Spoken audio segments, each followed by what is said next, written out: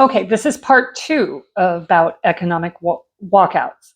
And I just asked ChatGPT, so take it or leave it. Okay, economic walkouts, meaning mass strikes, consumer boycotts, or coordinated non-cooperation campaigns, have been used throughout history to apply pressure on regimes, corporations, and unjust systems. While their success varies depending on context, some movements have had a measurable, often game-changing impact. Here are several historical and modern examples of countries or regions where economic walkouts were effective. India, Gandhi's non-cooperation movement, 1920s. Tactics, nationwide boycott of British goods, schools, courts, and taxes. Result, severely disrupted British colonial revenue. Laid the groundwork for Indian independence. Sparked massive national unity and international awareness. South Africa, anti-apartheid boycotts, 1950s to 1990s. Internal strikes by Black workers, global divestment and boycott movement, corporations, universities, and consumers. The result, economic pressure on white-owned industries and international corporations, led to isolation of the apartheid regime, contributed to the collapse of apartheid and the release of Nelson Mandela. Poland, Solidarity Movement, 1980s. Massive strikes led by shipyard workers. Economic slowdown coordinated with Catholic Church and intellectuals. The result? Forced the communist regime to negotiate. Triggered democratic reforms and eventually the fall of communism in Poland. United States, Montgomery bus boycott, 1955 to 56. Lasted over a year. Result? Economic strain on the transit system. Supreme Court ruled bus segregation unconstitutional. Sparked wider civil rights activism. France, general strikes, May 1968. Tactics, workers and students shut down factories, school, and transport. 11 million people, 2/3 of the workforce, participated. Result, nearly collapsed the French government. Wages increased, unions gained more power. Long-term cultural shift, though not full political revolution. Iceland, women's strike, 1975. Result, paralyzed the country. Elevated the conversation about gender equality. 5 years later, Iceland elected the world's first democratically elected female president. And I can't say her name because I'll butcher it. It's hard to pronounce. But anyway, you can look it up. Mixed results, Chile, 1970s. Tactics, economic walkouts and strikes, some backed by CIA and business elites, tried to destabilize Allende's socialist government. I think that's how you say his name. Result led to economic chaos and military coup. Not an example of people power, but worth noting how economic tactics can be weaponized from the top down too. Lessons. Sustained and organized efforts yield the best results. Coalitions matter. Labor and civil society, labor plus civil society plus political support. Economic choke points like transport, utilities, and consumer spending have the most leverage. Global attention or solidarity can amplify results.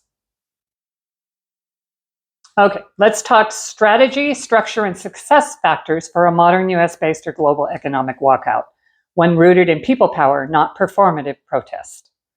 1, define the target clearly. You must answer, who are we walking out against and what do we demand?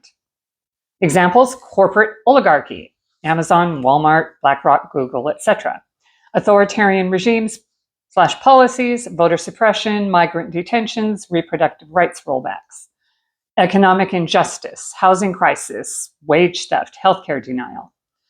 Clear target equals forced pressure equals measurable success. 2, what a walkout should include. This isn't just a one-day hashtag event. This is pressure by non-cooperation. So the tactic, labor strike. The description, workers, formal plus gig plus underground economy. Stop showing up.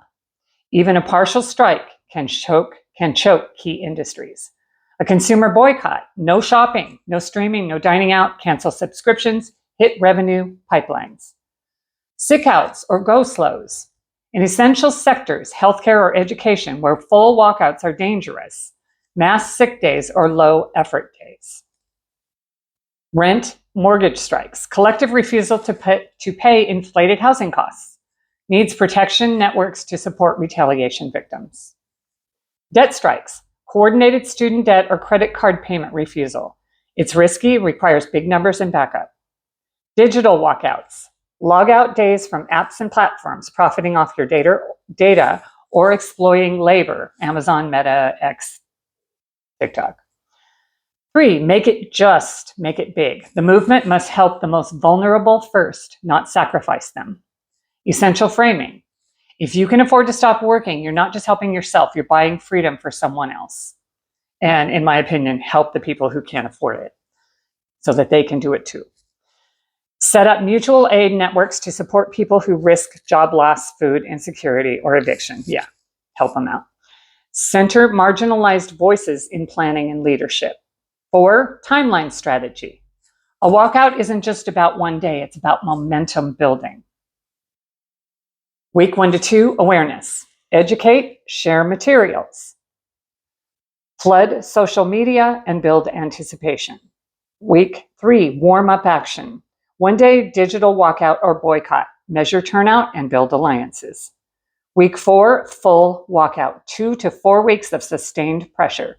National and global coverage. Plan rallies, teach-ins, and live streams.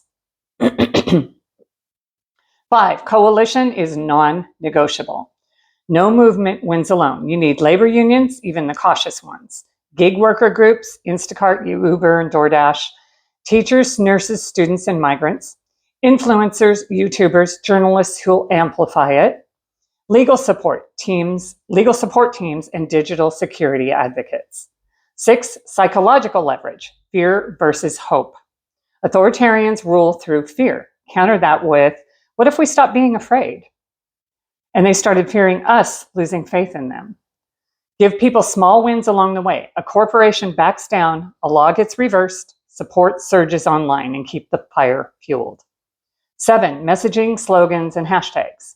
If you want to use a mix of emotional, factual,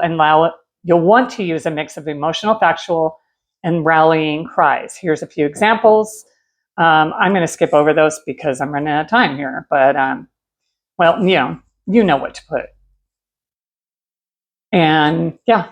Oh, actually, I thought there was a little more. Okay, so here's some examples. No work, no spending, no obedience. Another one, we power the system. We can shut it down. General strike now, power to the people, boycott the beast, withdraw consent. If you're not safe, none of us are. This economy needs us, not the other way around.